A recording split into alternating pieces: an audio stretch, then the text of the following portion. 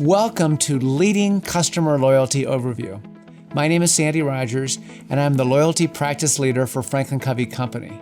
My goal today is to equip you with the principles and practices that increase the loyalty of your customers and your associates in your organization. Ask yourself, what is loyalty? Loyalty is a strong feeling of commitment. What are you loyal to? Your friends? Your family? Sports team? A music group? Then you know what loyalty feels like. And you know how loyalty affects your business. You don't want just satisfied customers, you want loyal customers. Loyal customers, they're the regulars. They like coming in. They talk you up with other people. They wouldn't go anywhere else. They're committed to you, and they're worth their weight in gold. Do you know that more than 70% of what produces customer loyalty is based on the behavior of frontline employees? The big decisions we agonize over, like policies and procedures and pricing, those only affect about 30% of the customer experience. At Franklin Covey, we have found that most of the variation in customer experiences comes down to differences in frontline behavior. The people on the front line. They determine whether a customer has a merely satisfactory experience or a great loyalty building experience. So Franklin Covey takes a completely different approach to improving the customer experience and thus building loyalty. Rather than top-down prescriptions, we advocate a bottom-up approach powered by the people on the front line. Our approach is to create a culture of loyalty, not just loyal customers, but also loyal employees. As Stephen Covey said, always treat your employees exactly as you want them to treat your best customers. But how do you get people on the front line to change their behavior? Well, we know how hard it is to change our own behavior, much less somebody else's. And we know what life is like on the front line. When you're on the front line, what you see depends on who you are. Have you ever been here? This is a ticket counter at a busy airport. What do you see? It's crazy busy, people in line, phones ringing, only one employee on hand to help people. Everybody's anxious to get going. What do you see in the waiting room at a doctor's office? People coughing, sneezing, people running late who've been waiting a long time, and some very worried people too. What do you see in this crowded restaurant? They're short-staffed, it's lunchtime, people are hungry, they're impatient. So, what do you see when you're faced with this kind of situation? Well, it depends on who you are. If you're an empathic person, you see people, not problems. You see human beings, not hassles. You make a human connection with everyone. You connect with your eyes, with your words, with your heart. You see opportunities to be kind. No matter how busy you are, you let each individual person know that you know they're there and they matter to you. In my experience as an executive at different companies, I've never seen anything more powerful than this. You can make a human connection, but you can't fake a human connection. It's not just something you do, it's who you are. When we say it's about who you are, we mean that the behaviors that produce loyalty must come from inside, from the heart. That's why our Franklin Covey approach is not only bottom up, but also inside out. Now, most customer service training is outside in. That is, frontline people are taught techniques like smiling and greeting customers. But if these techniques don't come from the heart, they come across as counterfeit or phony. Franklin Covey's inside-out approach to changing frontline behavior starts with internalizing 3 essential principles: empathy, responsibility, generosity. Here's the story of a frontline worker who embodies all three principles.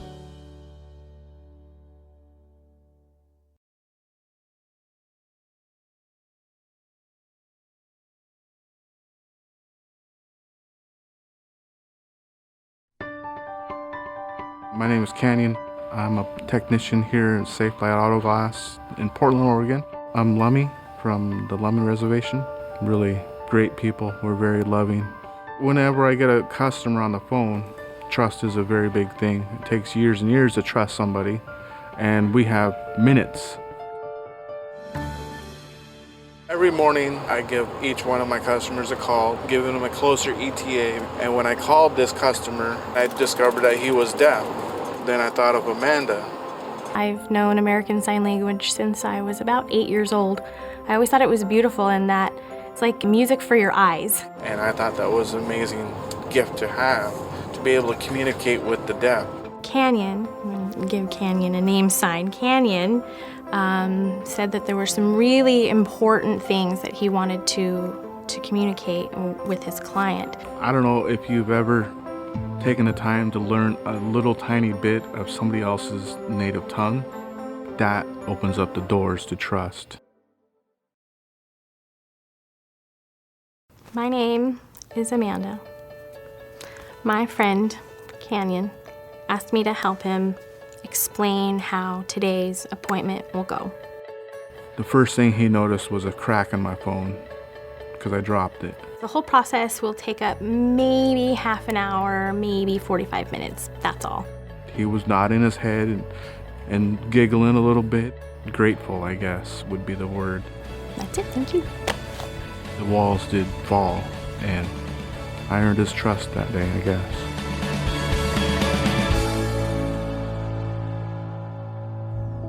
How does Canyon illustrate empathy? Empathy is the ability to feel what others feel. And because he's so empathic, Canyon feels what his customer, a hearing-impaired individual, must feel. How does Canyon illustrate responsibility? No one has to tell him to take ownership of his customer's special need. He just does it naturally. How does Canyon illustrate generosity? Generosity is giving from the heart. It's giving more than is necessary or expected. Canyon takes time. He takes pains to really serve a special customer. He didn't have to do anything extra for this person. He's just naturally generous. How do you feel when people are empathic, responsible, and generous with you? Does it make you feel more loyal to them? Of course it does. It's a natural consequence. That's why we say that empathy, responsibility, and generosity are natural principles of loyalty. Now, it's one thing to say that empathy is important. It's another to practice empathy. What do empathic frontline people do differently?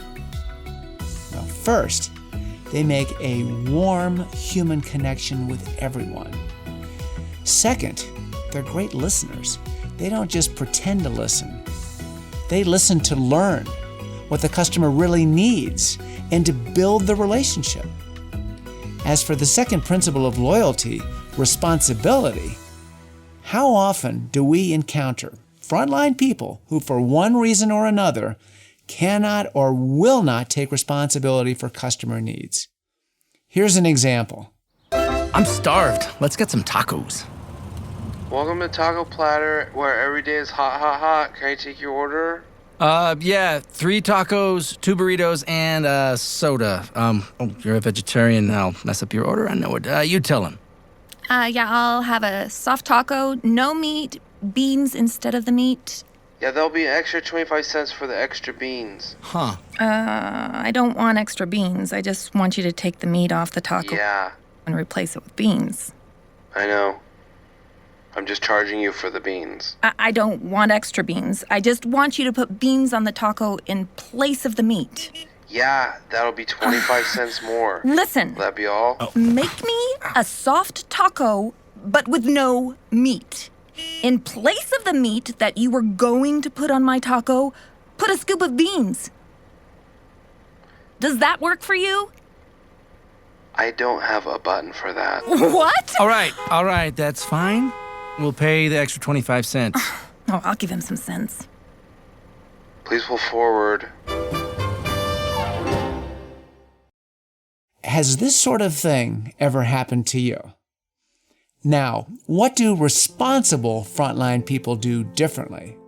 First, they discover the real job to be done. It's tempting to just give customers what they ask for, but if you want their loyalty, you'll go a little deeper and you'll find out what they really need. Ask, what's going on with you? What are you trying to accomplish? Instead of saying, oh, here's some good running shoes, or ask, what are your running goals? The customer's answer helps you to really help them and not just sell them something. Responsible frontline people also follow up regularly with customers to make sure they're satisfied and to learn how to serve them even better. You build relationships following up with sincere interest, especially if they've had a problem with you. Finally, the third principle of loyalty is generosity. If you have the generosity mindset, you know that being stingy with your time and best efforts, it hurts you personally. You just think about your job differently. A generous team member actively seeks, shares insights on how to improve service. Sometimes that means giving feedback or input to the team. Other times it means coming up with new ideas yourself. A generous person is always looking for new little extras that will surprise and delight customers. As the proverb says, never get tired of doing little things for others. Sometimes those little things occupy the biggest part of their hearts. So there you have it. 3 fundamental principles and the essential practices that create customer loyalty. 3 things frontline workers can do every day to make the most of customer relationships. To show empathy for customers, to take responsibility for their needs, and to treat them with generosity. I'll leave you with a brief story of a young man who discovered for himself the power of this simple formula and earned the loyalty of a customer. Are you liking your new job? Yeah, it's a job. No thanks.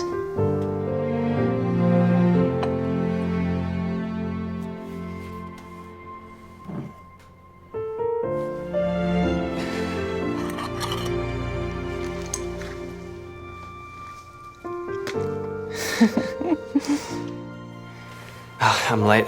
Love you, Mum. I love you too.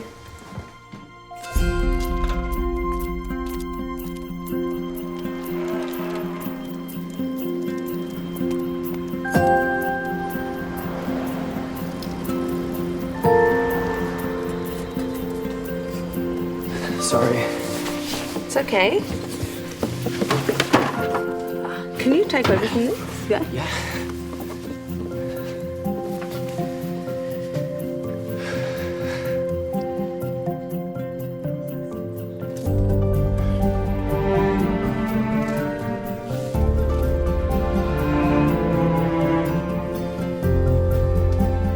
How can I help you? Oh, just looking for a couch for my daughter.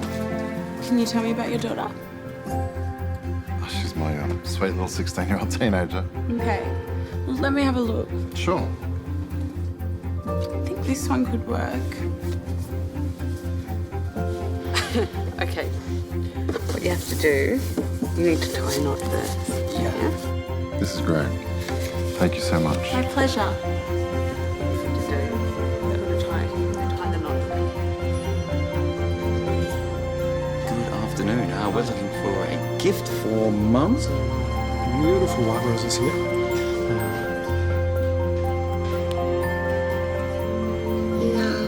No? All right.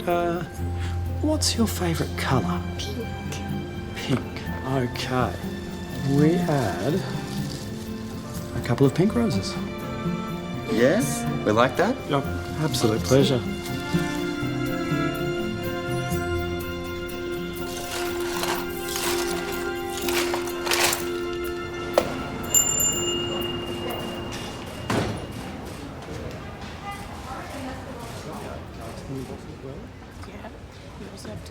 Can you help me, please? Yes. I need a little thoughtful gift for my friend, and I don't know what to get. Well, tell me about your friend. She's not well at the moment. I need to take something that's going to help take her mind off it a little bit. Something just cheerful. Thank you, that colour is perfect. She'll love it. That's nice, yeah. She likes pink? She does. It's her favourite colour. Oh, nice. What's her favorite color? I think maybe blue.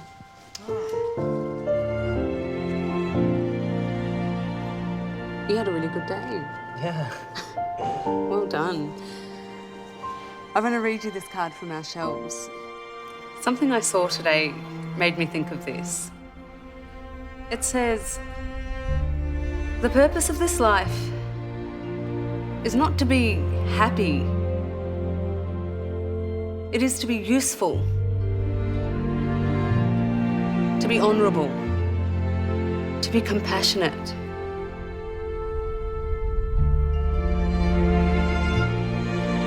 To have it make some difference that we have lived, and lived well."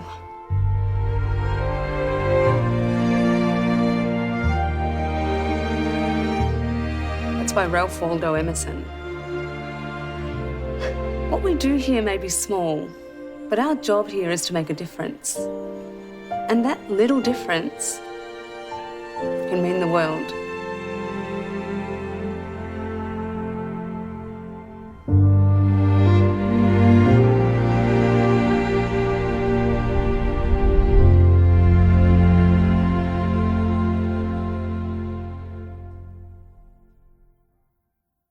Good morning, everybody. Morning. Welcome to Leading Customer Loyalty. As you came in the room, you saw on your table you've got some materials. You're welcome to open those boxes now and pull out the materials so you can see what you've got. So glad you're here. My name's Gordon. I'm from Pittsburgh, Pennsylvania. And I'm just really thrilled to be with all of you here today. What you have in front of you there are four main things. You've got some leading loyalty customer cards on the side, these bigger cards, they look like this. Then you've got what's called the Leading Customer Loyalty Leader Guide. And this will be your best friend today. So this is what we'll refer to most frequently. You've also got some other little book here called It's Who You Are. This is my favorite little thing. We'll talk about it later. So that's the third thing you've got. And then you've also got what are called Leading Customer Loyalty Practice Cards. They look like this. It's a little deck like that, all right? Ground rules for today. Make sure your cell phones are off. Make sure that you're friendly to one another. Have a nice day. You're going to enjoy this. You're going to learn a lot, and I want you to know that. We'll have breaks. We'll have a break this morning. We'll have lunch, and then we'll have a break this afternoon, and then we'll finish later today. So it's going to be a great day. I'm very glad to be here with all of you. So let's get oriented first by turning to page 3 in the Leader Guide. Remember which one's the Leader Guide, your best friend? It looks like this. You turn to page 3 there, okay? We're going to start by defining what is loyalty, all right? That's what we're going to ask. First question, what is loyalty? Anyone like to take a crack at that? What is loyalty? Yes, Leticia. It's what? Being dependable. Being dependable. I like that. Any other ideas or thoughts? I think it. Go ahead, It's Jessica. it's stickiness. You want to stay because you feel very passionate about something. Stickiness, you said? Love it. Someone you can count on. Thank you. Someone you can count on. A partnership. A partnership. On the cover there, you can see a definition of loyalty. Would someone like to read that for me? Sure I can. Loyalty is a strong feeling of commitment. Loyal customers regularly frequent your business, refer others, and promote your brand. Loyal employees feel included and contribute to organization and team success. Beautiful. Thank you. that's what we're going to talk about today, is loyalty, all right? You probably already know a lot about loyalty. We honor what you know. We honor your experience. And we're not here to teach you about what you already know, but we're here to help you teach what you know. It's often been said that it's a great thing if you could teach a dog to roll over, but it's a really great thing if you can teach one dog to teach another dog to roll over. And so that's what we're helping you out today, is teaching you how to teach others, all right? And the subject is loyalty. So please know that we honor what you already know, all right? So what I'd like you to do is introduce yourselves to your table, to your small group there. Share an experience with each other that has increased your loyalty to a company or to an organization. And then choose one experience to share with our whole group. Okay? Got your assignment? Clear on that? Yes. Ready, go. Perfect. Okay, so we've already introduced ourselves about a new nylon band that was coming out, and I was really excited about it. And I wanted to go get it, so I traipsed all the way over to the Apple store, and they said, we don't have it. Really excited about This is one of my favorite parts of the whole day, because they're starting to talk about customer service experiences. In the pre-work, we've asked them to come with some customer service experiences in mind. Everybody has them, good ones and bad ones. Now, for the first time, they're sharing them, and it's really great because this is what gets the emotion going. This is what engages their hearts and their minds, because they're thinking about customer service and the experiences that they've had. So did you hear some great experiences from each other? Yes. Yes. It's amazing. We all have customer service experiences, good and bad.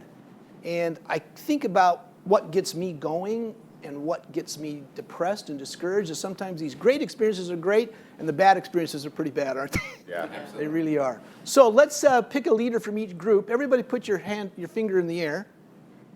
Close your eyes and point to somebody. Now open your eyes. Okay, so congratulations. You're the table leader for right now. Thanks, guys. And let's hear from each table. What are some of the experiences that you heard? The experiences that we shared and that I talked about for loyalty is the fact that I really feel loyal to the organization that I work for, which is Chicanos por la Causa.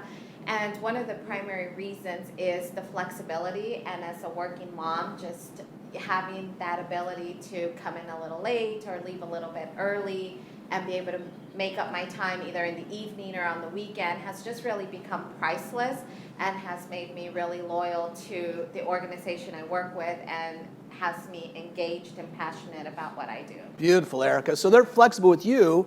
That helps you because it helps your life and it buys your loyalty. That's correct. Beautiful. Okay, who's the leader over here? Okay, Luisa. Yes. We talked about one of the former companies that I was with. It was a shoe company, and at one point in time we talked about how instead of being a corporate environment, it was a very family-oriented environment. And there was a time in our lives where my husband was in Afghanistan and we had one of those not very great phone calls, and they were very supportive and understanding. So they let us actually have that when we had those family moments. They surrounded you like a family, which drove us to want to be there, to want to work harder, to want to hit the numbers. Beautiful. So you're loyal to that company because you know they're loyal to you. Right. Beautiful. How about back here? Who's the leader? Okay, Ashley. You know, we shared some personal customer service experiences, and it seems so simple, but consistency. You know, knowing that you can go somewhere in California, Arizona, and you're going to get that same service every time. Beautiful. So they're gonna be the same wherever you are. Exactly. Love that. That's a huge element, consistency of loyalty. How about this table over here? Okay, Jessica. So our stories involve children's furniture, supplies, a watch band, and cell phones. And what we found very important to the three of us were options. Do they understand their products and services? Are they willing to go that extra mile? And are they willing to share with us all the different options? And then ask probing questions to understand what are our specific needs, what's important to us. And that rings true and builds that loyalty. Beautiful. That's a perfect example. Brilliant answer. So as we think about this, think about now about your company, about where you work, and the things that are important in terms of loyalty. Are they happening consistently at your company? All right? Or are there slips that things don't happen consistently? And are you always finding new ways to encourage loyalty at your company? And that's what we're going to talk about today, all right? let's talk about why we are here today. Turn to page 4 in your leader guide.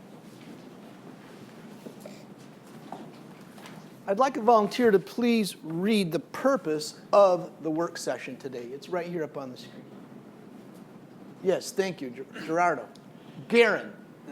To enable you to become a leader who earns the loyalty of customers and team members consistently. To teach your team how to earn customer loyalty consistently. Thank you. Why do you think we're emphasizing consistency?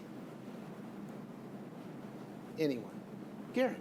Well, you don't want them to just do a one time, like a flash in the pan. Exactly. You want them to where they're doing it each and every time. So regardless of who, whether it's you're in a call center or somebody walking into a store or someone sitting in front of you, you want to do that same consistent thing with each and every person, regardless of who it is, what time of day it is. So you're not just, I'll do it on this one, I won't do it on this one.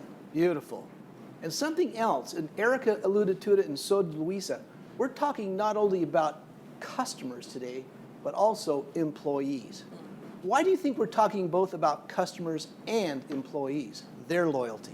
Yes. I think retention, obviously, if we're looking at a bottom line, where we want to keep employees happy, we want them to stay, we want them to want to work and be, and in turn, that's gonna impact how they treat the customers of the company. Very good, Gerardo. Would someone volunteer to read this quote for me? Yes, thank you, Erica. Always treat your employees exactly as you want them to treat your best customers. There's a lot there. Read it one more time. Always treat your employees exactly as you want them to treat your best customers. What does that mean? Thank you, Dennis. My employee is my customer. Your employee is your customer. Very good. What do you mean by that? I mean by my responsibility is to them, right? I have to train them. I have to treat them as I want to be treated, just as you would treat your customer. Right? Yeah. You need them coming back. You need to build that loyalty. You're exactly right. I remember one time I was an executive at a company, and I was actually going to return something at a store that was happening to be the company that I worked for. And as I was in line, there was a kid behind the customer service desk who said to another employee that I could hear, "I hate this company." Okay? So, first thing I thought was, how's this guy being treated? Who's his boss? What didn't we do for him? What did we not show in terms of loyalty? Or what did we not do to make him feel like he belonged here and that we wanted him here? So that's what we're talking about. It's folly to think that you can treat your people poorly and that they're going to turn around and treat your customers like they're great. So this quote, honestly, to me, really sets the tone for today. It's one of my very, very favorite quotes. How do you as a leader teach your team loyalty? What do you do? Yes, Luisa. Be the example, not the exception. Be an example, not the exception. Thank you. Anyone else? So be an example. Yes, Jessica. Role model in dealing with their issues, whether it's a payroll issue or if it's something going on with their technology. Treat them as you want them to treat and role model it with their customers. Did everyone hear Jessica? You said a mouthful. That is exactly right. I remember one time I first started walking through a parking lot with the president of the company and watching him bend over and pick up paper as we walked towards the store. That just seared into my brain. Do you think I did that next time I did. He modeled it, and then it was monkey see, monkey do. I did what he did. It had a huge impact on the people. The best way to teach loyalty, we have found, to actually teach it, is in a format that we call huddles, where we huddle together as a team, all right? Today we're going to talk about 11 huddles. You can see on this chart that loyalty increases with each loyalty huddle.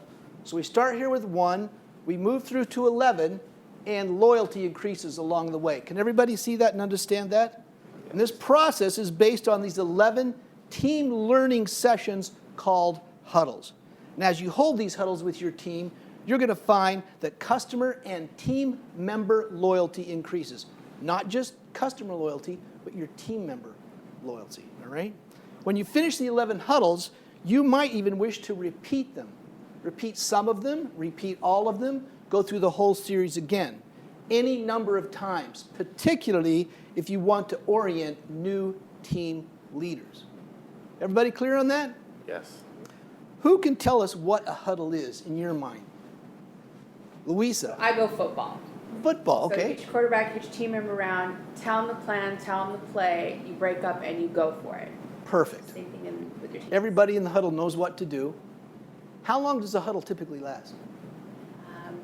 In football, seconds. But It's a brief thing. This is not your staff meeting. A huddle is brief, and everybody gets the direction and they know what to do. So when we talk about huddle, that's what we're talking about. The football example is perfect, all right? How many of you already hold huddles or something like it in your business?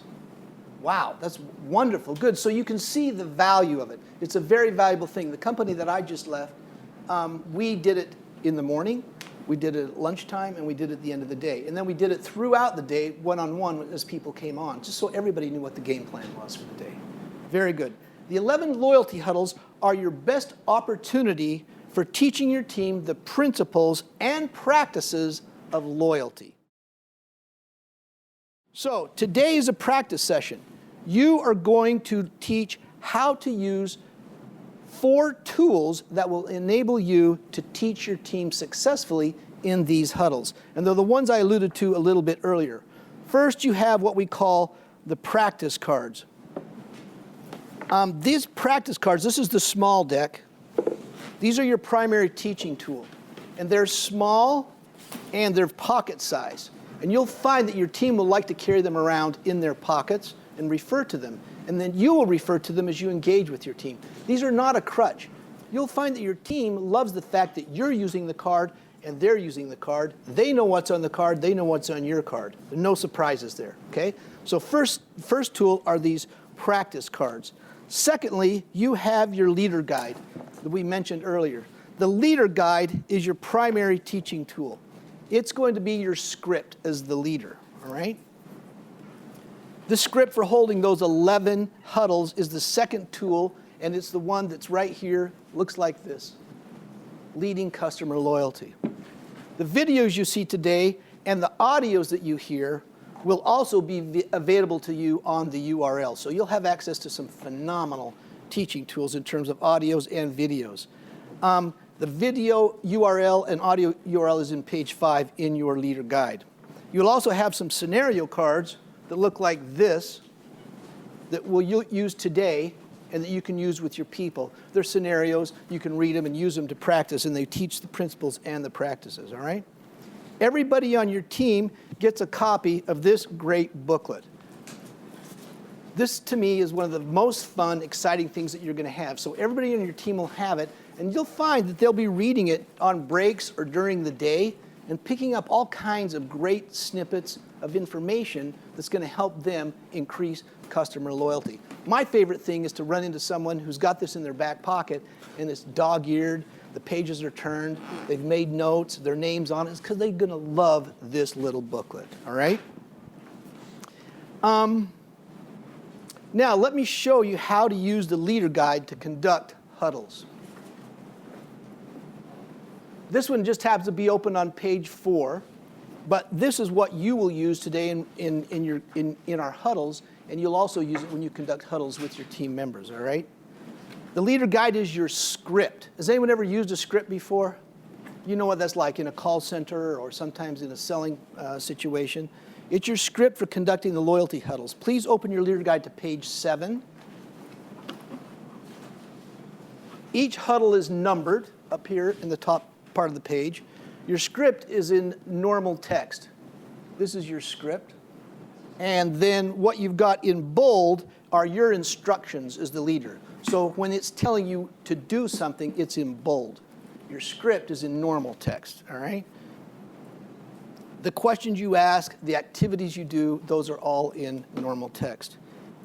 Each huddle is focused on one of the practice cards. So here you'll see each huddle is centered on one of these practice cards.